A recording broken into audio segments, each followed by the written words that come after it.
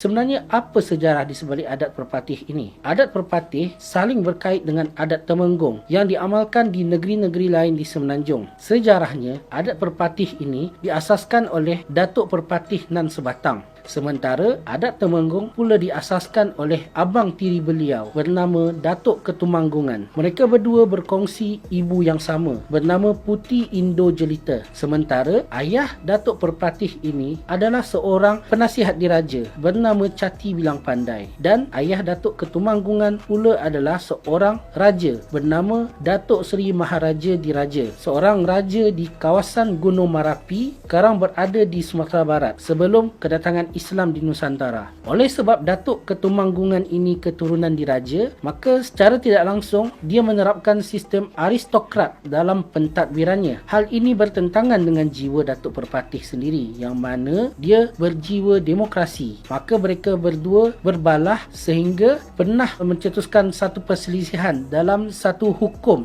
iaitu Undang-Undang Tarik Balas, di mana hukum tersebut siapa yang membunuh harus dibunuh. Maka perselisihan ini akhirnya diakhiri dengan Datuk Perpatih tersebut menikam satu batu yang sekarang batu tersebut bernama Batu Batikam di kawasan Pagaruyung, Sumatera Barat sebagai satu tanda perdamaian. Memandangkan jiwa orang Minangkabau yang suka merantau dan mengembara ke tempat baru, maka orang-orang Minangkabau ini pergi merantau ke beberapa kawasan berdekatan Sumatera, termasuklah ke Semenanjung Malaysia ini, di mana mereka membuka kawasan Negeri Sembilan pada abad ke-14, kawasan Bayan Lepas di Pulau Pinang oleh Nakhoda Bayan, Nakhoda Intan dan Nakhoda Kecil pada awal abad ke-18, serta beberapa kawasan di Kuala Lumpur ini seperti Kerinci dan Bangsa pada akhir abad ke-19.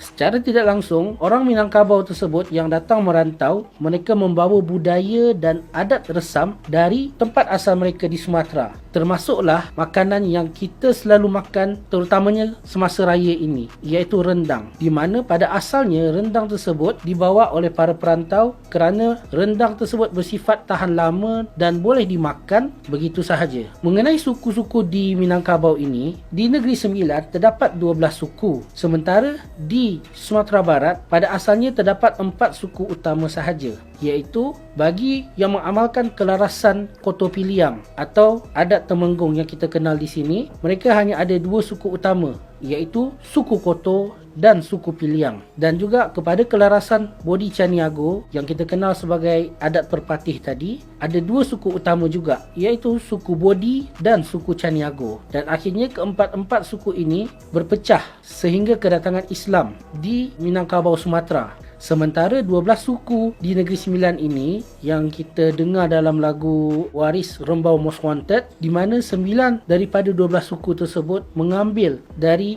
nama tempat asal mereka dari Sumatera tersebut, seperti Payakumbuh, Simolenggang, Batu Hampar, Batu Bolang, Solomak, Mungka, Tiga Batu, Tiga Nenek dan Tanah Datar.